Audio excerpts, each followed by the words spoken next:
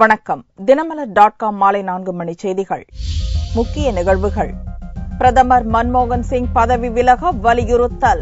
தொடர் ஊழல் புகார்களை முன்வைத்து பாரதிய ஜனதா போர்க்கோலம்.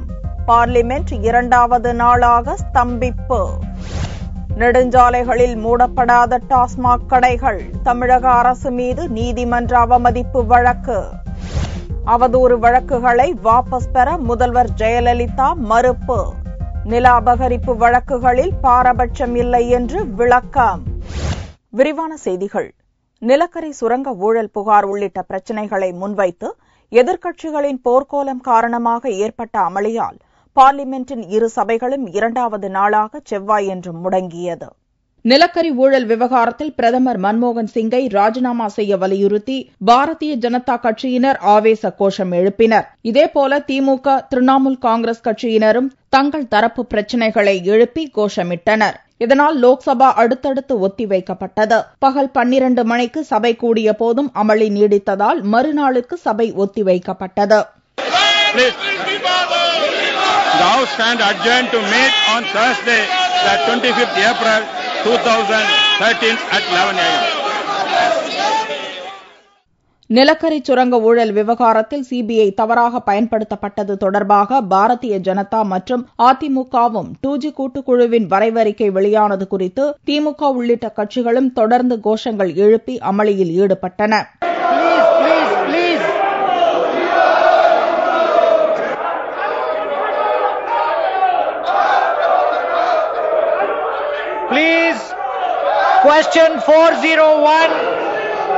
இதனால் ராஜ்யசபாவும் அலுவல் எதுவும் மேற்கொள்ள முடியாமல் முடங்கியது. தொடர் ஊழல் குற்றச்சாட்டுகள் காரணமாக பிரதமர் மன்மோகன் சிங் பதவி விலக வேண்டும் என்றும் சட்ட அமைச்சர் அஸ்வின் குமார் பதவி நீக்கம் செய்யப்பட வேண்டும் என்றும் பாரதிய ஜனதா வலியுறுத்தியுள்ளது. காங்கிரஸ் தலைமையிலான மத்திய அரசு மீது தொடர்ந்து எழுந்துள்ள ஊழல் குற்றச்சாட்டுகள் குறித்து விவாதிக்க பாரதிய ஜனதா மூத்த தலைவர் அத்வானி தலைமையில் அக்கட்சியின் பார்லிமெண்டரி குழு கூட்டம் டெல்லியில் நடந்தது. 2G ஊழல் குறித்து விசாரணை மேற்கொண்ட பார்லிமென்ட் கூட்டுக்குழு அறிக்கை வெளியான விவகாரம் பிரதமர் மன்மோகன் சிங்கிடம் அனைத்து விவரங்களையும் தெரிவித்த பிறகே அலைக்கற்றை ஒதுக்கீடு நடவடிக்கைகள் மேற்கொள்ளப்பட்டதாக முன்னாள் தொலைத்தொடர்புத்துறை அமைச்சர் ராசா தொடர்ந்து அளித்து வரும் விளக்கம் ஆகியவை குறித்து இக்கூட்டத்தில் விவாதிக்கப்பட்டது. நிலக்கரி சுரங்கங்கள் ஒதுக்கீடு வழக்கில் மத்திய சட்ட அமைச்சர் அஸ்வினி குமார் தலையீட்டின்படி சிபிஐயின் விசாரணை அறிக்கை திருத்தப்பட்டதாகவும் இதன்படி உச்சநீதிமன்றத்தில் தவறான அறிக்கை தாக்கல் செய்யப்பட்டதாகவும் பாரதிய ஜனதா குற்றம் சாட்டியுள்ளது. இப்பிரச்சினையில் பிரதமர் மன்மோகன் சிங் பதவி விலக வேண்டும் என்றும் சட்ட அமைச்சர் அஸ்வினி குமார் பதவி விலக வேண்டும் என்றும் பாரதிய ஜனதா பார்லிமெண்டரி குழு கூட்டத்தில் வலியுறுத்தப்பட்டது.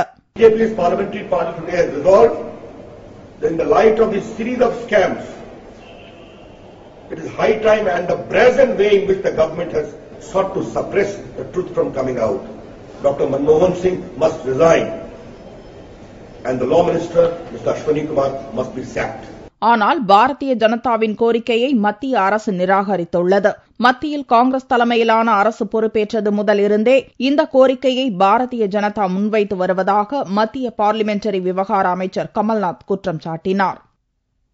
நெடுஞ்சாலைகளில் உள்ள டாஸ்மாக் கடைகளை அகற்றவில்லை என கூறி உள்துறை செயலாளர், டாஸ்மாக் நிர்வாக இயக்குநர் மீது சென்னை உயர்நீதிமன்றத்தில் நீதிமன்ற அவமதிப்பு வழக்கு தொடரப்பட்டுள்ளது.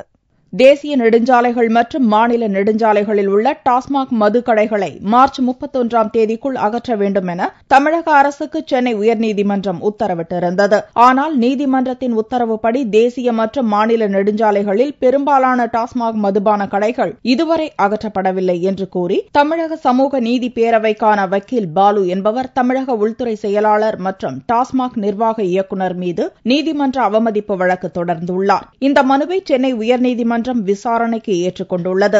இவ்வழக்கு மீதான விசாரணை ஏப்ரல் 29ஆம் தேதிக்கு ஒத்திவைக்கப்பட்டுள்ளது.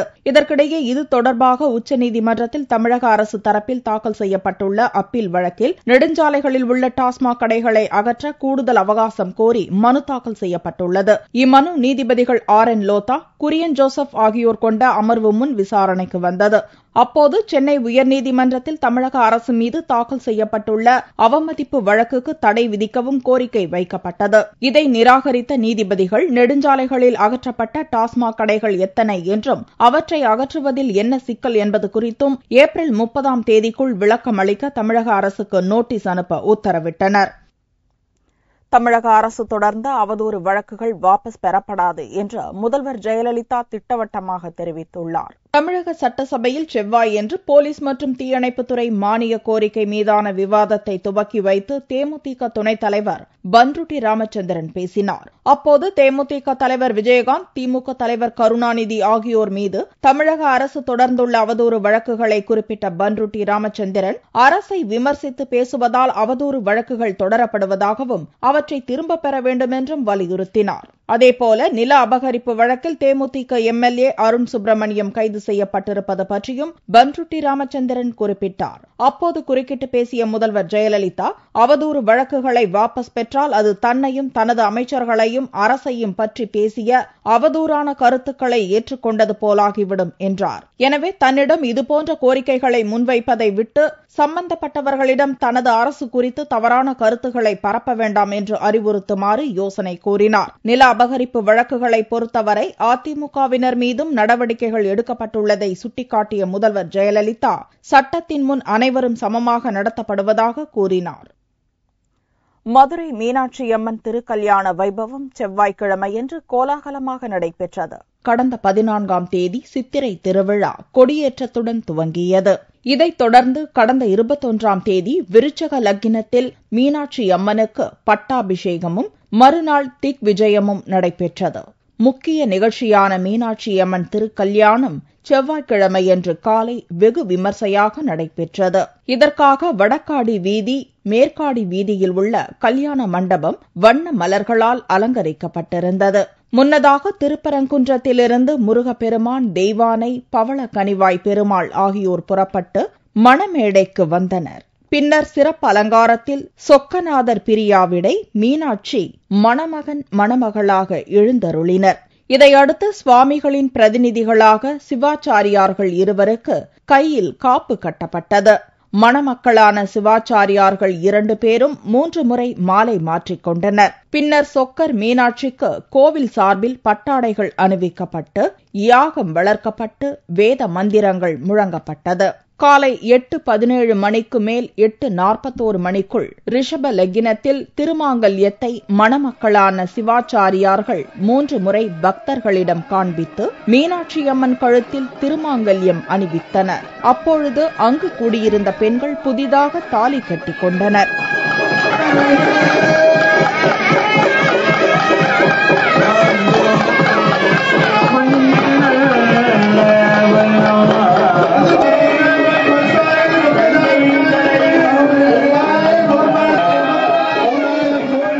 மணமக்களான சிவாச்சாரியார்கள் அம்மி மிதித்து அருந்ததி பார்த்த பின்னர் கையை பிடித்துக் கொண்டு 3 முறை அக்னியை வலம் வந்தனர். அப்போது திருமண கோலத்தில் காட்சி கொடுத்த மீனாட்சியம்மன் சொக்கநாதர் மணமேடையிலிருந்து புறப்பட்டு பழைய கல்யாண மண்டபத்திற்கு சென்றனர்.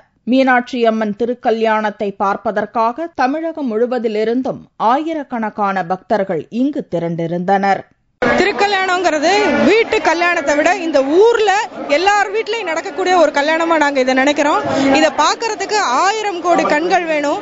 தேவர்களும் 30 முக்கோடி தேவர்களும் இதுக்கு இது பண்ணாலும் அவங்களால செய்ய முடியாத ஒரு விஷயத்த நாங்க பாக்குறோம். எங்க மனசுல ஒரு சந்தோஷமும் இதுவும் ஏற்படுது. முத கல்யாணம் ஆயிட்டு ஃபர்ஸ்ட் நாங்க பார்த்தது அம்பாலோட திருக்கல்யாணம் தான். அது எங்களுக்கு ரொம்ப ஒரு ஸ்பெஷலா நாங்க நினைக்கிறோம். அதை திருக்கல்யாணம் பார்த்துட்டு போனா எல்லாருக்குமே வாழ்க்கையில் ஒரு பெரிய மாற்றத்தை அளிக்கும். சித்திரை திருவிழாவின் முக்கிய நிகழ்வான தேரோட்டம் புதன்கிழமையன்று காலை நடைபெறவுள்ளது. பணி வரன்முறை, காலமுறை ஊதியம் உள்ளிட்ட பல்வேறு கோரிக்கையை நிறைவேற்ற வலியுறுத்தி டாஸ்மாக் ஊழியர்கள் சென்னையில் பேரணி நடத்தினர். பணி நிரந்தரம், பதவி உயர்வு, அரசு ஊழியர்களுக்கு இணையான சம்பளம், 8 மணி நேர பணி உள்ளிட்ட 28 அம்ச கோரிக்கையை நிறைவேற்ற வலியுறுத்தி டாஸ்மாக் ஊழியர் மாநில சம்மேளனம் சார்பில் சென்னையில் கோட்டை நோக்கி பேரணி நடந்தது. ராஜரத்தினம் ஸ்டேடியத்தில் துவங்கிய பேரணிக்கு சம்மேளனத்தின் தலைவர் பழனிவேல் தலைமை வகித்தார். அப்போது நடப்பு சட்டசபை கூட்டத்தொடரிலேயே தங்கள் கோரிக்கையை அரசு நிறைவேற்றி தர வேண்டும் என பேரணியில் கலந்து கொண்டவர்கள் கேட்டுக் கொண்டனர். டாஸ்மாக் கடைகளில் கடந்த 10 ஆண்டுகளாக 30,000க்கும் மேற்பட்டோர் பணியாற்றி வருகிறார்கள். இவர்களது பிரதான கோரிக்கைகளான பணி வரன்முறை, அரசு ஊழியருக்கான சம்பளம், வார விடுமுறை, 8 மணி நேர வேலை உள்ளிட்ட சட்டப்படியான உரிமைகள் மறுக்கப்பட்டே வருகின்றன. இந்த கோரிக்கைகளை வரக்கூடிய சட்டமன்ற கூட்டத்தொடரிலே நிறைவேற்ற வலியுறுத்தி டாஸ்மாக் ஊழியர் மாநில சம்மேளனத்தின் சார்பிலே குடும்பத்தினருடன் கோட்டை நோக்கி பேரணி நடந்து கொண்டிருக்கிறது. பேரணியில் 500க்கும் மேற்பட்டவர்கள் கலந்து கொண்டு கோரிக்கைகள் அடங்கிய பதாகைகளை ஏந்தி சென்றனர்.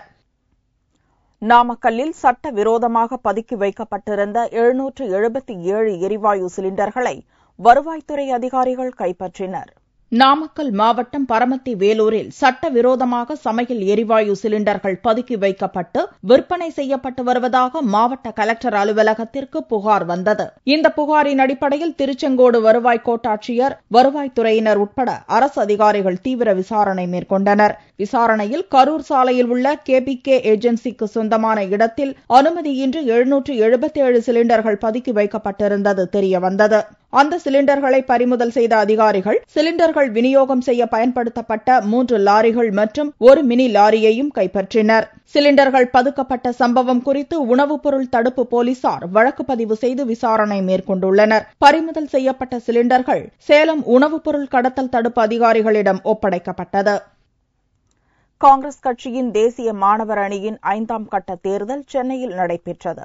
காங்கிரஸ் கட்சியின் தேசிய மாணவர் அணி தேர்தல் 5 கட்டங்களாக நடத்தப்படும் என அறிவிக்கப்பட்டது. அதன்படி மதுரை, கோவை, தஞ்சை, வேலூர் ஆகிய இடங்களில் தேர்தல் நடத்தப்பட்டு 5ஆம் கட்ட தேர்தல் சென்னையில் செவ்வாய்க்கிழமையன்று நடைபெற்றது. இதில் கல்லூரியில் ஏற்கனவே பல்வேறு பதவிகளுக்கு போட்டியிட்டு வெற்றி பெற்ற மாணவர்களுக்கு மட்டுமே ஓட்டுரிமை என்பதால் அவர்கள் மட்டும் ஓட்டளித்தனர். புதன்கிழமை மாலை தேர்தல் முடிவுகள் அறிவிக்கப்படும் என்று தேர்தல் அதிகாரி ஸ்ரீதர் கூறினார். தேசிய மாணவர் காங்கிரஸ் எலெக்ஷன் கடைசி நாள் இன்னைக்கு.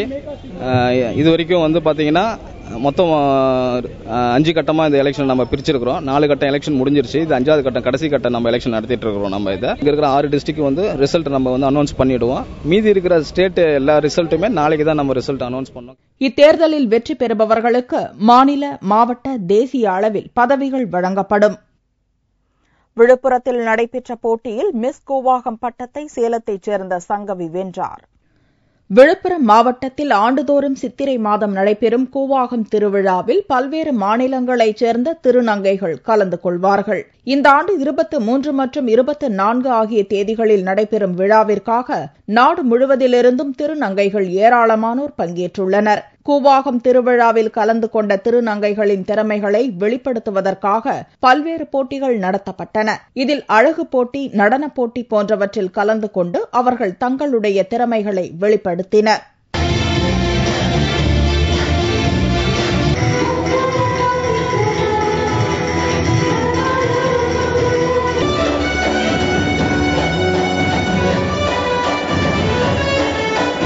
இதில் மிஸ் கூவாகம் 2013 போட்டியில் சேலத்தைச் சேர்ந்த சங்கவி என்பவர் வெற்றி பெற்று முதல் பரிசை தட்டிச் சென்றார். இந்த போட்டியில் கலந்து கொண்டது மிகுந்த மகிழ்ச்சியை அளிப்பதாக சங்கவி தெரிவித்தார்.